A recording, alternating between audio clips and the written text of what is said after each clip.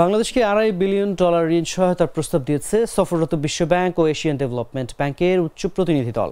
এসব ঋণের মধ্যে রয়েছে বিশ্বব্যাংকে পলিসি ভিত্তিক ঋণ এবং এডিবির ইনভেস্টমেন্ট ঋণ। যুক্তরাষ্ট্রের রাজস্ব ও অর্থ দপ্তরের আন্তর্জাতিক অর্থ বিষয়ক সহকারী আন্ডার সেক্রেটারি ব্রেন্ট নেইম্যানের পক্ষ থেকে কোনো ঋণ প্রস্তাব করা হয়নি। রোববার এ তথ্য নিশ্চিত করেছেন বাংলাদেশ ব্যাংকের নির্বাহী পরিচালক ও মুখপাত্র হুসনে আরা শিখা। যুক্তরাষ্ট্রের অর্থ দপ্তরের সহকারী আন্ডার সেক্রেটারি ব্রেন্ট নেইম্যানের নেতৃত্বে দেশটির দক্ষিণ ও মধ্য এশিয়া বিষয়ক সহকারী পররাষ্ট্রমন্ত্রী ডোনাল্ড লু সহ উচ্চ পর্যায়ের প্রতিনিধি দলের সঙ্গে বাংলাদেশ ব্যাংকের পৃথক বৈঠক অনুষ্ঠিত হয়। বৈঠকে গভর্নর ডক্টর আহসান এইচ মনসুরকে এই ঋণ সহায়তার প্রস্তাব দেওয়া হয়।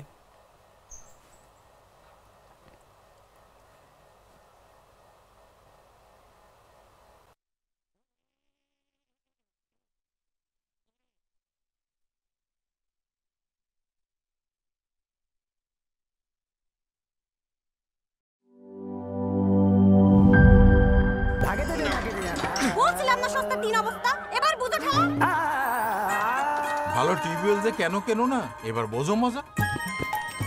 আগেই কইছিলাম দেশের আরএফএল টিউবওয়েল নাও। এবার আর ভুল নাই, আরএফএল ছাড়া উপায় নাই। অল্প চাপে বেশি পানির জন্য আরএফএল।